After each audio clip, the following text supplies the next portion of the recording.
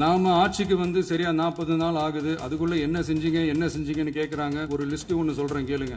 பெண்கள் பாதுகாப்புக்காக சிங்கப்பெண் சிறப்பு படை, 200 யூனிட் வரை கட்டணமில்லா மின்சாரம், போதைப் பொருள் ஒழிப்புக்காக தனிப்படை, குறுவை நெல் சாகுபடியை ஊக்குவிப்பதற்காக 134.83 கோடி சிறப்பு தொகுப்பு திட்டம், வழிபாட்டு தலம், ஸ்கூல், பஸ் ஸ்டாண்டுன்னு அதுக்கு பக்கத்தில் இருக்கிற 717 மதுபான கடைகள் மூடப்பட்டன.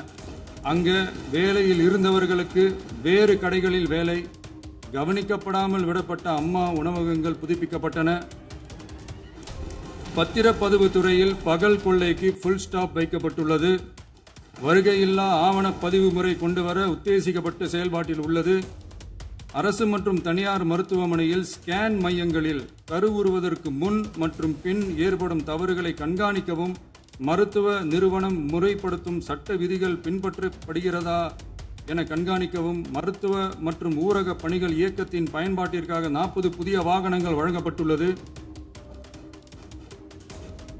கூட்டுறவு வங்கியின் ஏழை எளிய மக்கள் வாங்கிய கடனுக்கு முதல் முத்தாய்ப்பாக ரூபாய் 2045 கோடி தள்ளுபடி வழங்கி ஆணையிடப்பட்டுள்ளது. ஒன்றிய அரசிடம் கேட்டுக்கொண்டதற்கிணங்க கடந்த 2 வருடமாக நிறுத்தி வைக்கப்பட்ட இருந்த ஜல் ஜீவன் மிஷன் திட்டம் புதுப்பிக்கப்பட்டு ஜல் ஜீவன் மிஷன் திட்டம் 2.0 நடைமுறைக்கு கொண்டு வரப்பட்டுள்ளது.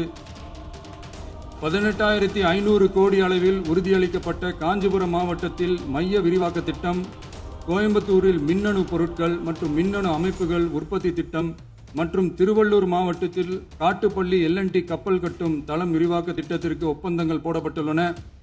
அனைத்து நிர்வாக நடவடிக்கைகளும் மின்னணு முறையில் மாற்றம் கொண்டு வர நடவடிக்கை எடுக்கப்பட்டு வருகிறது. சட்டவிரோத கல்குவாரி மற்றும் அனுமதியின்றி கனிமங்களை எடுத்துச் செல்வது தடுக்கப்பட்டுள்ளது. பல்வேறு குவாரிகள் சீல் வைக்கப்பட்டுள்ளன.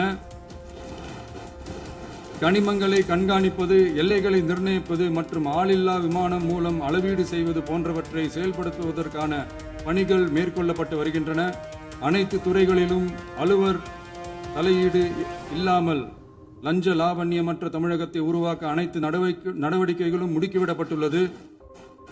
இதெல்லாம் சாம்பிள் தான், இன்னும் இருக்கு. இந்த வெறும் 40 நாளுக்குள்ளேயே இவ்வளவு செஞ்சிருக்கோம்னா இனி வர்ற நாட்களில் கொஞ்சம் கொஞ்சமாக படிப்படியாக ஸ்டெடியாக உழைச்சி லஞ்ச லாவண்யம் இல்லாத, ஊழல் இல்லாத, பெண்களுக்கு பாதுகாப்பான, சுதந்திரமான, டிரான்ஸ்பரண்டான தமிழ்நாட்டை நம்ம சொந்தங்களான தமிழக மக்களுக்கு தர்றது தான் நம்மளோட ஒன் அண்ட் ஒன்லி டார்கெட்.